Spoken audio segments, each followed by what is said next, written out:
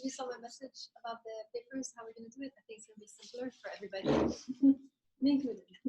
So just to reiterate, right, you'll write the first draft, I give you comments, and then you have a whole week to write the second draft, best you can, right, even beyond my comments, right?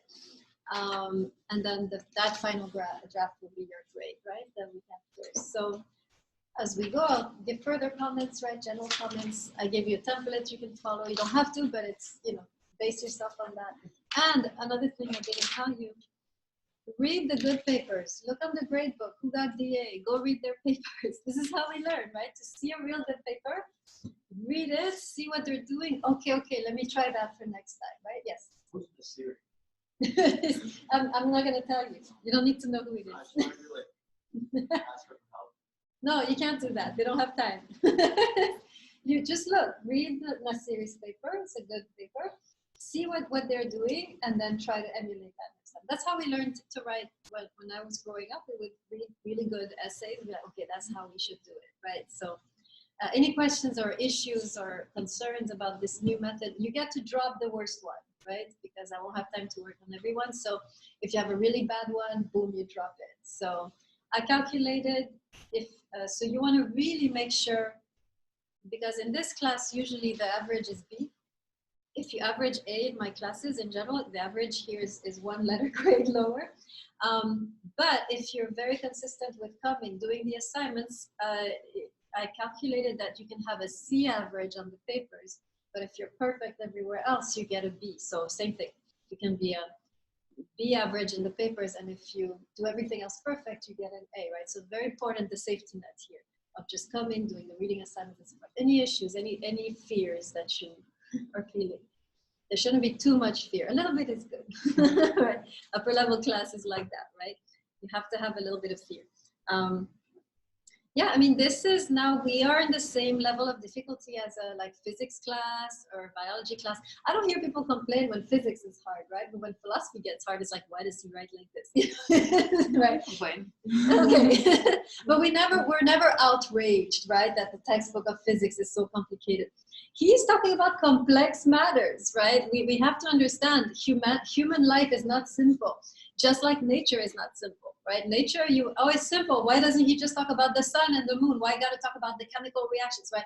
In physics. So just like nature is complex and science really tries to get to the complexity, human nature is even more complex. And he's really getting to the bottom of things. He's going very deep, right, in his analysis of the human subject and so forth. And just like physics, it would have been nice if most of you had proper prerequisites. So again, I don't blame you. It's a system here. Anybody can float in the class, you know.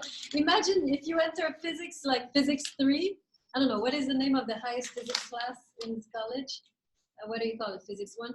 What's the names of these classes?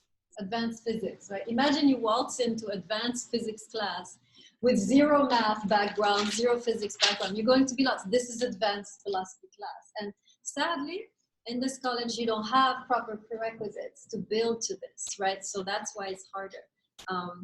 Nevertheless, I think it is important to at least be exposed, right, to this kind of stuff, especially 20th century tormented literature that we're reading right now. And if it makes you feel better, it's going to be easier with African philosophy. It's going to be much easier, sorry. And then Irigaray also is a little hard, but is not ever going to get as bad as this. This is the hardest. Okay, any questions, comments, issues, problems? Okay. If you find that you're really choking and you don't know what to do with the paper, of course, you can see me during office hours, right? It's just, I can't do all of you, right? So I was making everyone do it. But now, like, if you're really wanting to see me between the first and the second draft, right, and you're desperate and you're crying in your sleep and having nightmares of your grade, right, obviously, after classes, my office hours, you can always stop by and be like, can you explain this to me? I don't get it. Or can you reread quickly my draft, right? I'm not going to be like, no, you know, sink, right? So of course, if some of you are really anguished, as I'm seeing some faces already, of course you can come and see me in between, right? I just didn't want to have this sheer amount of, because I think some of you will be happy not to have to see me 3 times, correct? Is that a correct assumption? that some of you were like, I don't have to see her all these times, right? So yeah, so for sure, if you want, you know, if you're really struggling, I can look at your work before you get to the final draft. That's fine. I'm not going to kick you out, right? Okay. Good. All right. Let's get into this text. How is it? How are you guys plowing through Levinas? How's it going? Tell me. Safin is like, just no. Weizenberg. Difficult, right? What else? Anybody else? Anybody kind of like it? Curious. I actually got into the flow of it, even though like it was like before in the first when we started reading it, I was like trying to stop to like trying to think. Don't do that, yeah. Right. So then I went with the flow, and it seemed like I understood something that I don't understand. Good. No, that's good. Yeah, excellent. I told you, go with the flow, enjoy it, because what you need to know, I'll tell you, right? So you don't need to be stressed. You know, you can be stressed about the writing, but not about the reading. Right? You don't need to be stressed about that. Okay, good. All right, let's get into this next text, Humanism and Anarchy. I'm just going to turn off my phone because I just know today is a day like this where everything will go wrong. Okay. But now I don't have a clock anymore. Smart. I'll put it back on in a sec. Yeah, you want to? Thank you. Good. I've forgotten how to look at these. Okay. Thank you. Okay. So he begins. So let me. No, I'm not even going to give you a summary. We're going to go step by step into the text. So he begins his text, actually, by the way, with a quote from Nietzsche. I want to translate it to you so you can have, because it really summarizes everything. It's very interesting. Here's a translation. I love these people whose soul is overflowing, right? So that they forget themselves. This is Nietzsche, right? I love these people whose souls are overflowing so that they forget themselves. And all things are in them, or I think it's a singular. I love the person whose soul is always overflowing so that he forgets himself, and all things are in him. All things are in him. And then this is interesting.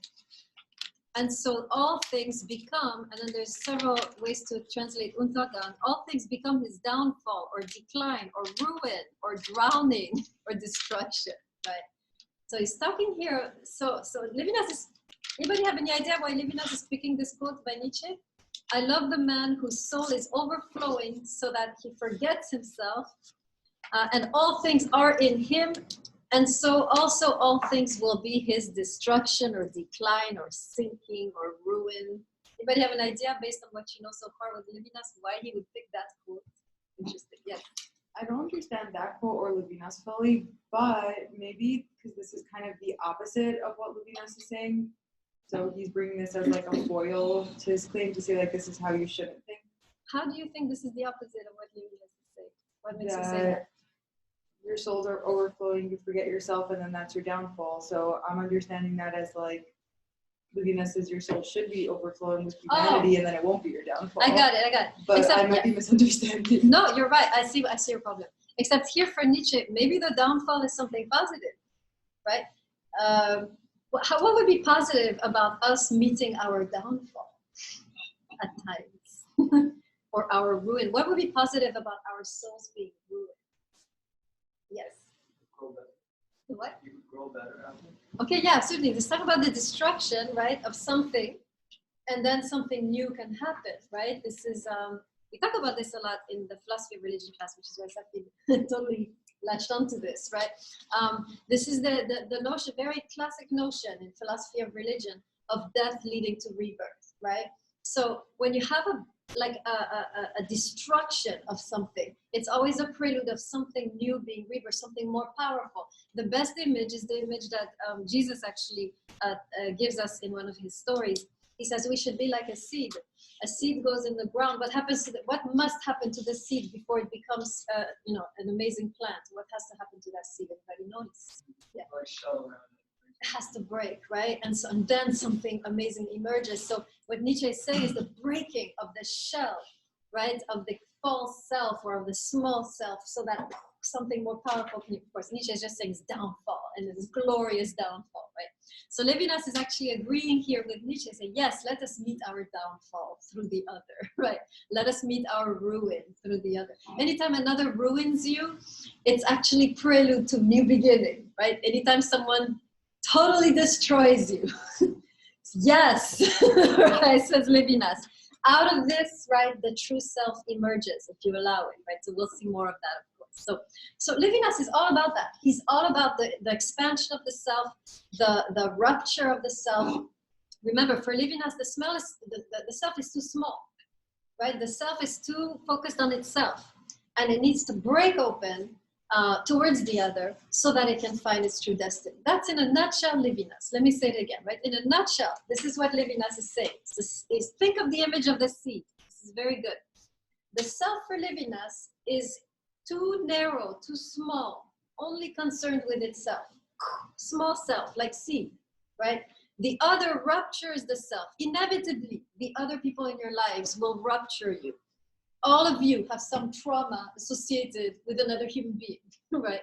The other will do that, but why? So that you can expand yourself, so that you can become more. Any trauma, I'm just gonna go into this because this is important. Any trauma you go through can make you worse or better than you were. This is very true. Any trauma, anybody ruptures you, right? Anybody violates you, anybody destroys you, anybody ruins you, anybody challenges you, doesn't have to be, violation, it could be just a challenge. Anytime the other is, pushing against your comfort zone, you can either get worse and terrible and start to become even smaller, which is what a lot of us do when we're hit by trauma. We become even more hardened, even more withdrawn. Levinas says the opposite can also happen. We expand. We become more generous, we become more compassionate, we become more understanding, we become more humble, we become more human. And this is the expansion that happens, but only through trauma. If we don't go through trauma, we cannot experience this. Somebody who's never suffered at the hands of the other will stay small. That's what basically Levinas is saying. It's a very powerful idea, right? And it's music to the ears of survivors of the Holocaust. Remember, that's his audience.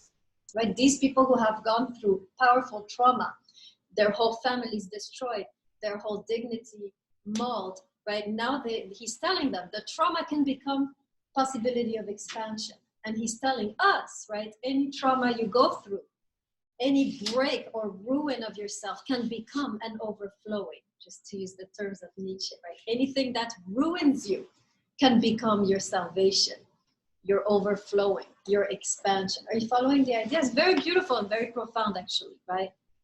So, okay, so now that you have Levinas in a nutshell, let's go back and go step by step a little bit in this text. Okay, so he begins the crisis of humanism. So let's review. Whole book is about the crisis of humanism, right? Let's review what this crisis is, right? Let me give you a definition of humanism. Humanism is a concept emerges in the 18th century in France. It's emerging at the same time as we are emerging as rational beings, right? We're coming out of the Dark Ages. We're becoming more proactive. We're becoming more intelligent, scientific, rational. We are able to now master nature, master society, master ourselves. This is the humanism, is the idea that we can do this. We can bring perfection to the world and to ourselves. That's humanism. It's the wild, hopeful belief that as human beings, we can progress. We can become, through the use of our reason, better human beings, better masters of the world, and so forth. Everybody clear on humanism, right? Humanism is the emergence of the rational animal, of us. We are the center. We are center stage in humanism, right? And so he's saying, basically what he's saying in this page 45, he's saying during World War II, this big ideal that we're going somewhere shattered, right? Let's read here. He says this, let's read the first sentence first, right? So the crisis of humanism in our times undoubtedly originates in an experience of human inefficacy. In other words, we are in a crisis. We don't believe in humanism anymore because we have seen that it's useless and worthless when it comes to facing the tide of evil that began to flow through Europe during the Second World War, right?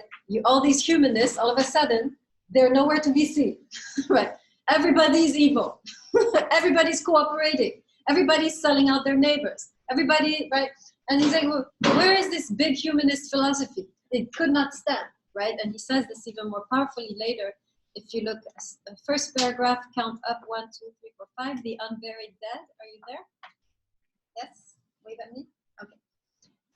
Let me make sure everyone's there. This is page 45, first paragraph.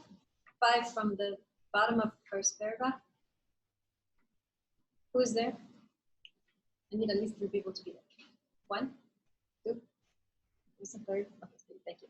The unburied dead of wars and death camps accredit the idea of a death with no future, making tragicomic the care for oneself, and this is the key, illusory, the pretensions of the rational animal to a privileged space in the cosmos, capable of dominating and integrating the totality of being in a consciousness of self. So he's saying the illusory, it's an illusion to think that we are rational animals and that we can control and better ourselves and get somewhere and we're going to progress. This is all big delusion that we have been telling ourselves.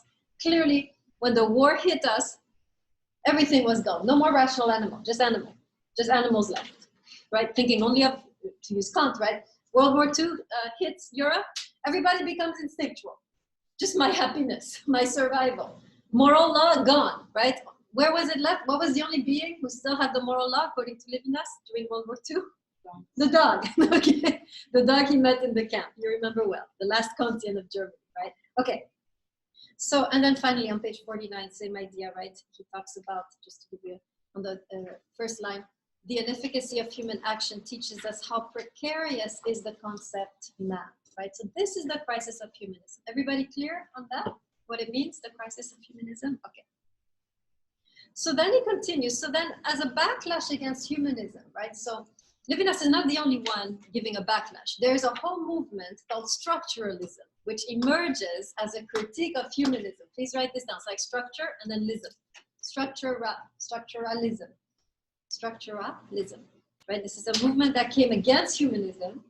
And basically this movement is saying, and Levinas is going to somewhat disagree with that too, but he's kind of close to them. They're going to say, well, we thought we were in control, but actually there are darker forces that are actually moving through us at all times. That's structuralism. There's always a force moving through us at all times. We are not in control. We are always being moved by forces which are beyond our control. You look at the case of Germany. After Hitler came to power, did a few speeches, right? Gave a few speeches, everybody on board, everybody following without even knowing why they're following, right? Nobody asking questions. A few people who ask questions exterminated, right? So so you notice how human beings it's so easy to get them to be part of the big flow, right? You notice how easy it is to manipulate masses of people and get them to think alike. That's what structuralism is. And so with this, right, the criticism was that there's no more human agency. There's no more human freedom.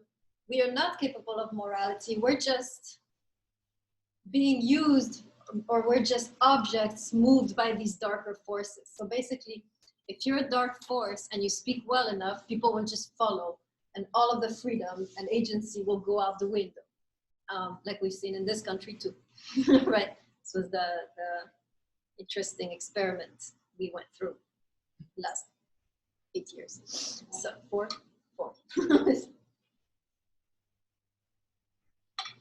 Right, but you can see how even in our country, right? It's very strange. Like I'm noticed, in Malawi it's a little better, but everyone is in what they call this information bubble, right? And everyone is stuck there. So if you're over here, you're gonna think like that and everyone else will think like you. And if you're over here, you'll think like that and everyone else will think like you. And it's like, it's very rare that people who are neither in this one or in that one, right? Even in our country, we have these forces which have taken over and kind of rally people and make everyone think alike. And there is very little voices that don't sound like neither of these two big political parties that we have in this country, right? Are you following me? That's how we get caught up, right? in the energy, in a kind of vortex, right? And then we just start to think alike without really questioning, right? This is what he's talking about. So Levinas is going to disagree with both. He's going to say, yes, there is no more humanism, but it doesn't mean that we're also going to be just moved by forces beyond our control. So two things, right? He's going to say, yes, he agrees. This idea that we are in control and, you know, we can become moral by ourselves. That's BS, right? But then he also says we are also capable of rising out of the tide, rising out of the bubble, rising out of the vortex and make our own decisions, right? So he's kind of on the fence between these two views, right? So make sure you write this down. This is important, right? He disagrees with humanism, but he doesn't agree with structuralism, right? So he disagrees with humanism that we are in control, that we can change ourselves, we can become better by ourselves through the proper use of reason. So he disagrees with Kant, basically. Kant is a pure humanist, right? Kant had huge optimism in human nature. Do you remember what did Kant say that was hugely optimistic in his time? What was the main thing he said where you can sense he really has a belief in human nature? What did you see? We talked about this. How was Kant different from Hobbes in the Middle Ages in his perception of human nature?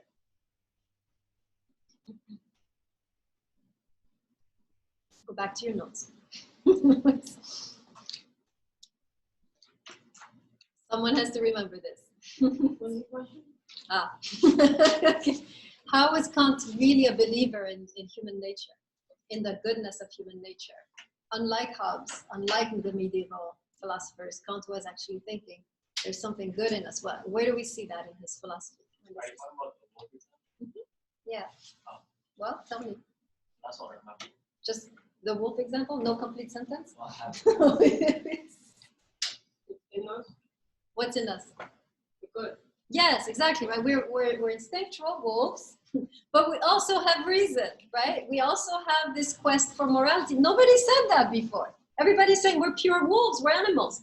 Kant is like, no, there's something in us that is good. Levinas is like, He's going to say, that's nice, but I don't agree, basically, in this text, right? So we can see how Levinas is going to actually disagree. So here's where Levinas is going to go. He's going to say, and you're going to see it's kind of a mixture of both. He's going to say, we don't choose, we're not in control, like Kant was saying. For Kant, we can be moral by ourselves, alone, isolated in a ivory tower, you can make proper decisions, right? Levinas is going to say, no, that's not how it works. Actually, we are not in control of the morality. The morality knocks on our door, and we accept or refuse. That's how he sees it. The morality is awakened from the outside. And let me say that again. For Kant, we can be purely moral by ourselves without ever meeting another human being, right? Because we have it inside of us. This is humanism. This huge optimism that we have it inside of us. We are good. And Levinas saying, no, we're not good. Morality, yes, kind of, potentially. He's saying morality cannot occur in a vacuum. Somebody from the outside will awaken the moral sense in you. That's what Levinas is saying. Someone has to awaken us.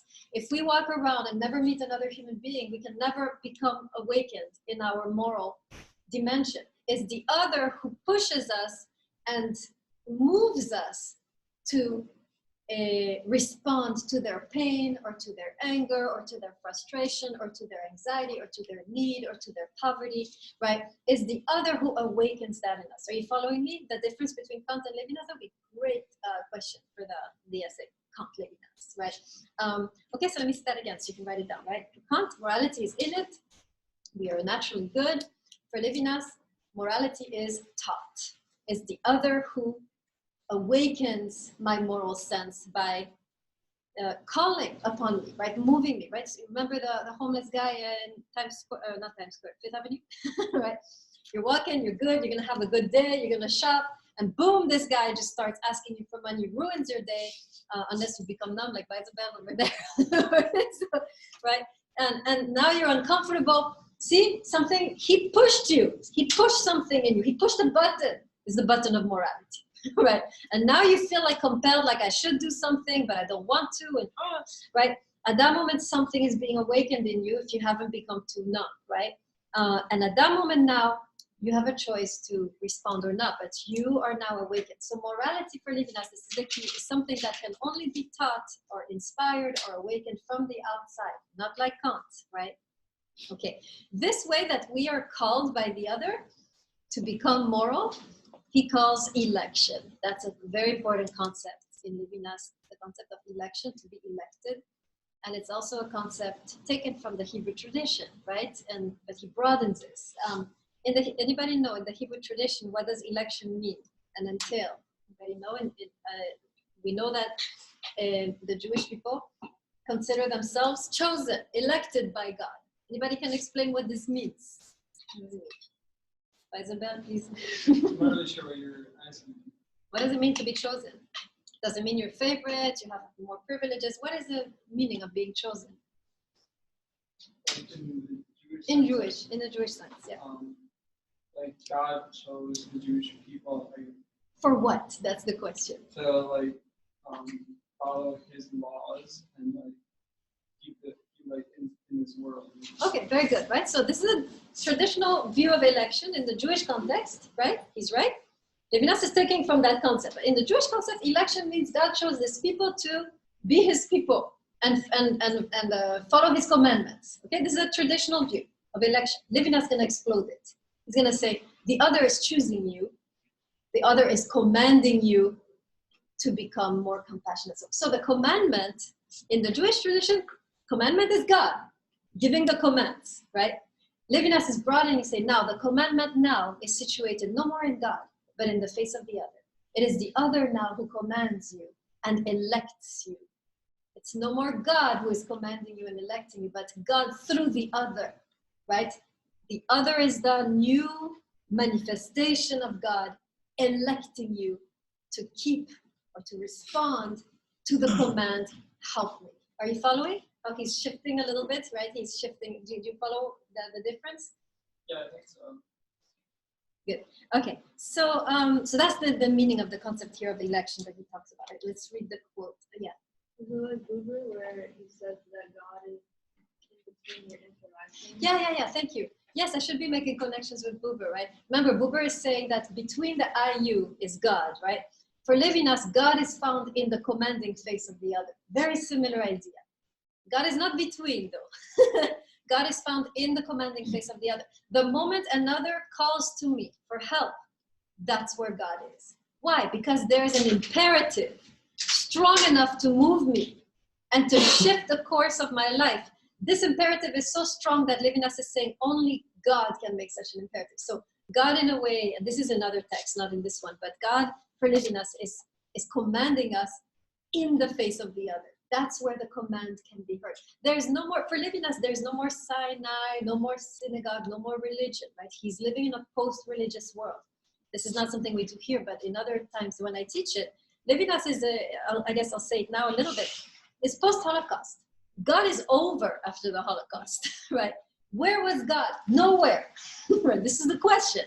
So what is Levinas doing? He knows God is not going to command us anymore because God is dead. After the Holocaust, no one believes in God anymore. No one takes him seriously anymore. This is where we are. So Levinas now is retelling the story, and he's saying there's still God, there's still commands, but now it's happening between us, like Nasiri is saying, like Buber is saying, okay? So we are in a world, post-God world, post-religious world. No more churches, no more God on Mount Sinai commanding us to do stuff. Now God is dead, God is finished, no one takes God seriously. But God is still there, says Levinas, hiding in the face of the human being, and God is still there, commanding in the face of the human being, and God is reached in that moment that you respond to the other, you are connecting to God, right? Very Buberian, typical, right, of the post-war. Yes? Should it be like, you said like God is either negative or positive, or is it the only positive reaction you have to the other? Yes, I mean, if you move away from the other, you're moving away from God. If you respond to the other, you move closer. Depends. So neither good or bad. It's moving closer or far, right? How close you want to be to God, you have to move to the other, because that's where God is now, right? God is no more sitting on a throne, giving commands, writing laws. It's finished, right? God is hiding now in the earth. He's hiding in the world, right? The Holocaust sent him into hiding. And now he can only be seen and found and perceived in the face of the other. And when the other commands me and I respond, this is me approaching God in that way, right? This is another text. There are easier texts to do. I picked the hard one. Everybody clear on that? Does that make sense? The series good? Everybody, you're good too, right? Everybody else? Okay. This is the tough text. Okay, so so we did election, right? Okay, and so again, right, where is he getting, just to summarize, right, this is for Levinas again, right, just like, let's review Husserl a little bit, right, remember with Husserl, going back to the structure of consciousness, right, what awakens consciousness, remind me, what is it that awakens consciousness for Husserl? No, that's Levinas. More basic. Husserl is subject-object. The object, right? I'm sleeping, and all of a sudden someone slams the door. Boom! I'm awake. Okay. All right. Somebody entered. Right. So the object awakens consciousness for Husserl. So it's the same thing here. Levinas is saying the moral consciousness, right, taking it on a deeper level, can only be awakened by the other. It's not there, doing stuff. It's sleeping. It's dormant. It's there, but it's dormant. It's the other who can awaken it, right? So he's really, again, following, deepening what Husserl is saying, but going beyond just talking about consciousness of subject-object. He's talking about moral consciousness awakened by the other, right? And at that point, right, remember last time we said we cannot choose to be, we become immediately responsible. At that moment, the other calls me. I have no choice. I am responsible whether I like it or not, right? How did I define responsible last time? What does it mean? I separated it in 2 words to help you guys. Exactly. I'm able to respond. There, I have no choice. I have been called. I cannot get out of it now. Right? I cannot get out of the fact I have been called. You got that, right? I can get out of it by not responding, but I cannot get out of the fact that I have been called. I have been elected. I cannot choose to be elected or not. It happens to me, right? And then I can choose if I respond or not. That's up to me. The election happens, right? And so that's what he's saying. We are responsible whether we like it or not. And so anything that happens to you that you don't want, that is calling you, whether you like it or not, you are responsible, right? Whether it's unwanted parents, unwanted child, unwanted partner, unwanted crazy animal, unwanted crazy sibling, unwanted, anything that's calling to you, whether you like it or not, you are now elected to respond. And then it's up to you, do I follow this, do I accept this election, or do I move away, right? So Levinas is not going to talk about God here. He's going to talk about the true self, rising to the true selfhood. So let's read. So, okay, before we do that. Okay, so you're seeing how there's a huge amount of non-agency here, right? It's very passive description. We have it happens to us, right? And so the question he asked towards the end here, he asked the question that probably all of us have in our minds on page 52.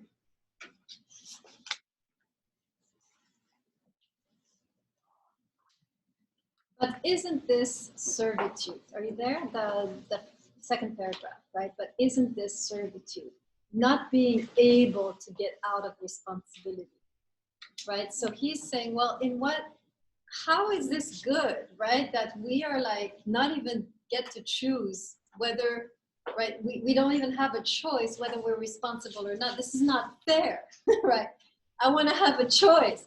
And he's saying this is kind of sounds like a servitude, right? Sounds like there's an enslavement of the self by the other, right? Remember, you're walking down Fifth Avenue. You were happy and now you're not happy anymore. The guy called out to you and now you're stuck in the situation for Levinas. You can't escape the fact this guy called you.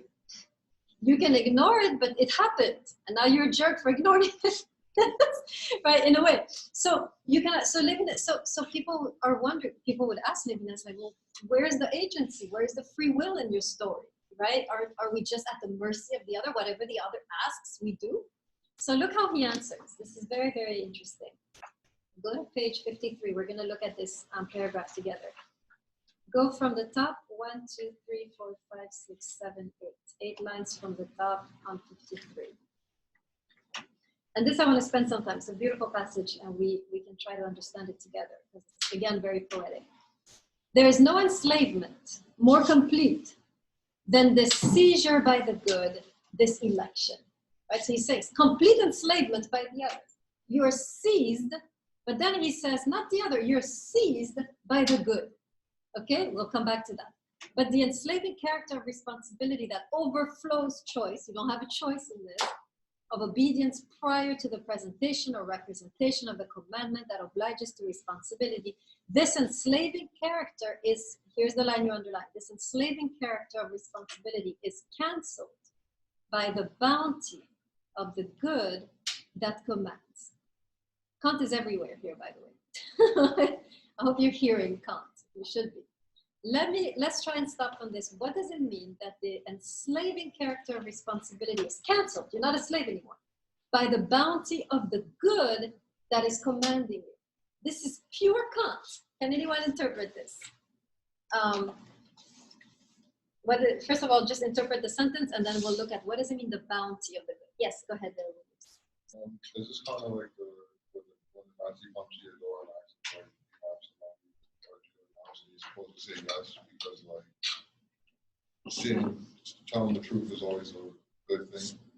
So yeah, you're right that for Kant, the good is what should be commanding our actions, not the good for me, but the good, remember? Right? Let's review Kant a little bit so we can understand this. Remember we talked about Kant, there is instinct, reason. Instinct is the good for me, reason is the good, right?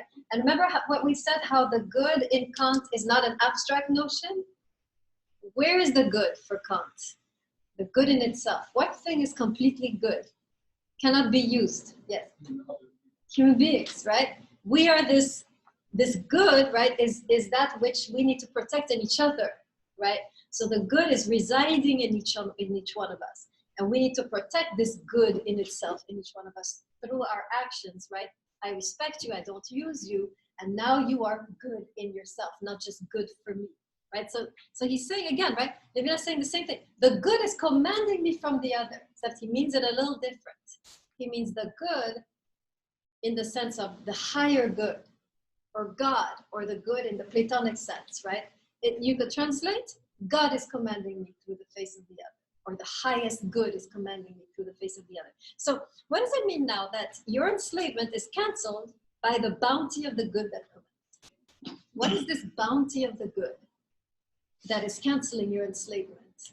So I thought, okay, the other tells me to help. Now I gotta help, And we feel like, oh, this is such a drag. Like, I gotta help this person. I'm not gonna have enough money to do my shopping. It's taking away so much from me. It's taking my time. And now he's talking to me and he's spitting in my face. And it's like, now I'm gonna have to wash my face. So you're losing so much in that interaction, right? You're losing your money. You're losing your time. This guy's talking, right? They like to talk. And then you're like, I've lost the whole day now. Whole day is ruined. And yet he's saying, it's canceled by the bounty of the good that you have just been in contact with. So Ken, explain to me, what have you gotten? You've lost a lot, but what have you gotten? Yes. So if you give, let's say, someone money, you're losing that like material possession, but you're doing God's commandment. You're saying God is in the face of the other. So you're gaining like spiritually. You're doing God this work. Similar to Buber, remember? Right? Buber is saying the I-it, if there's only I-it, we're pure material world. It's only having IU interactions that brings the spirit, right, breath, in this world. Levinas something very similar. Yeah, I lost my time, I lost my money, but I gained in terms of my awakening, my expansion, my becoming a true human subject. Are you following? Right? That's what he's saying. The slavery is canceled. Everything I lost. I lost my time. I lost all my plans are ruined. I lost my money. But he said, this is all canceled because you have received so much from the interaction, right? Remember, for Buber and for Levinas, something occurs between, right? Two human beings. There is an enrichment that occurs if you allow it to happen, and especially when you lose, you gain. Anytime you lose to another human being, you gain. Just learn that by heart. Next time you lose stuff at the hands of a human being, next time you lose yourself, you lose your time, you lose your, whatever, sometimes your dignity, sometimes we can lose so much at the hands of the other, right? Anytime you lose something from the other, Levinas saying, actually you're gaining. So you're gaining what? Let's talk a little bit. What are we gaining when we lose? When we lose to the other, I lose my time, I lose my resources, you know, I can't do everything I want to do now. I can't make all the decisions I want to make. You're here, right? I'm losing so much. This is great premarital counseling, right? Y'all are gonna lose so much in the marriage, right? So you're gonna lose your time, your agency, your individuality, your friends. You're gonna lose your, you know, your hobbies. You're gonna lose all kinds of things. What are you gaining? What is this bounty of the good? Let's make a list. Let's see what you can tell me what you're gaining. What do we gain when we lose? Go ahead. Well, you said in the beginning of the class that like the seed it needs to like destroy the outer cell to like grow. So you could be growing from this interaction. Oh, very good. I love it. Keep that image of the seed. This is pure Levinas, right? The seed is breaking. Everything is lost, but you are actually emerging. Your consciousness is being awakened. You are becoming enlightened. That's enlightenment, Levinas style, right? Enlightenment in the Buddhist tradition, you can be by yourself. For Levinas, no. The other has to ruin you, and then you will be enlightened if you allow yourself to emerge from that ruin, right? So anytime we lose to the other, we also gain immense bounty, right? We can make a list. We gain, we become our best selves. We expand, right? We rise above the material, right? We access the realm that Buber calls spirit. We access the realm that Buber calls breath. We come alive, basically, right? When we lose, actually. So that's really what Levinas said. So this is, I want you to see this as an invitation, right? Levinas is not saying you should give to every beggar you meet. No, he's not telling us what we should do, right? Levinas' philosophy is not prescriptive. Levinas is just saying, if you respond, if you learn to respond, the more you respond, the more you grow. The more you lose, the more you gain. The more you give up, the more you receive, right? This is a very interesting metaphysical law. Let me explain that. In the physical realm, I think I did this before. If I pour the water, what happens? Do I have more or less water? I'm gonna have less, right? In the metaphysical realm, the more I pour, the fuller I am. It's flipped in the metaphysical realm, right? In the spiritual realm. So in the physical realm, the more I give, the less I have. If I give you my book, I don't have a book anymore. However, in the spiritual realm of human interaction, the more I give, the more I have. The more fullness I get from the giving. It's a paradox, right? And that's what Levinas is saying. You break open, you've lost everything, and all of a sudden emerges your true self, right? This is what he says in the next sentence. Beneath enslavement, the obedient finds his integrity. That's how you become your best self, right? So it's really up to you. You can decide whether to answer or not. You can't decide whether you are called or not. You will be called at one point. You will be called, all of you, whether it's unwanted child, whether it's unwanted parent, whether it's crazy sibling, whether it's mentally disturbed pet, right? You will be called. And at that moment, you have to decide, do I want to reach the fullness of my being, or shall I pass, right? It is entirely up to you, right? Levinas would say. To respond is to access the bounty of the good. To respond is to access your integrity. To avoid, you don't get worse, you don't get better, you stay the same. And it's really up to us, right? To decide how we're gonna live.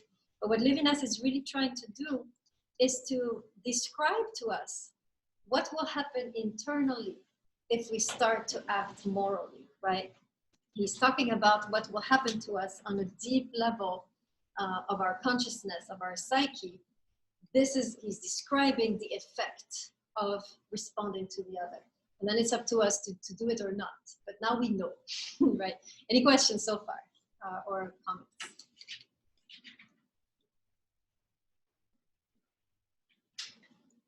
Okay, let's go quickly to the last passage where he's talking about Kant, kind of praising him, but also disagreeing.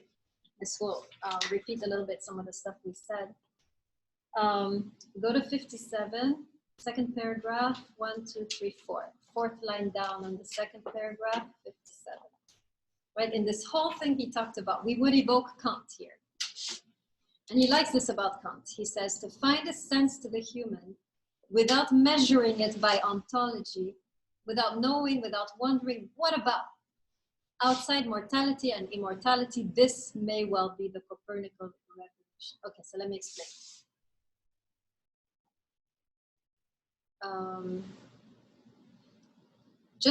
Let me explain more simply, right? So he's referring to Kant, right? This idea of answering, responding to the other, right? This is a very Kantian idea, without asking, what about me?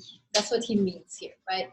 When we're responding to the other, Kant is saying, right, the true moral action is not asking, what about me? What about number one, right? Moral action is just doing the right thing, sacrificing number one, sacrificing the self for the other. That's Kant, we know that, right?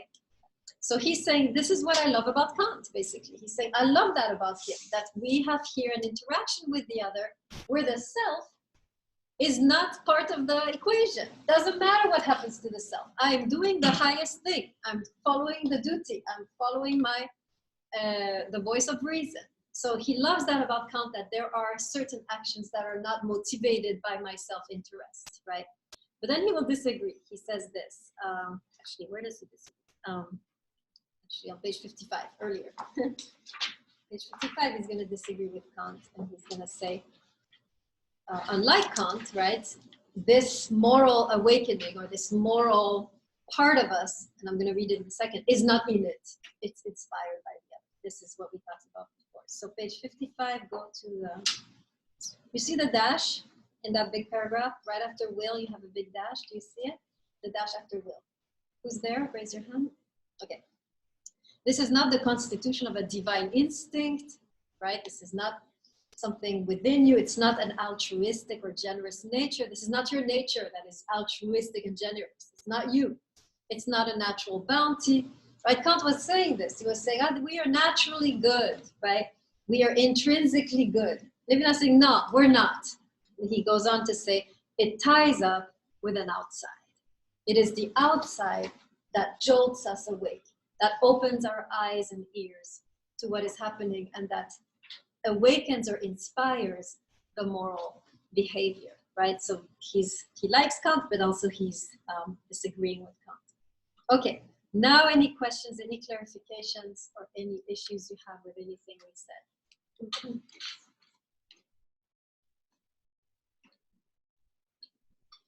So this is quite dense. I would really suggest some of you, if you haven't been able to, because I talk pretty fast, go back to the recording, right? Listen again so you can get everything. This is very important to understand correctly, so you can have a good essay.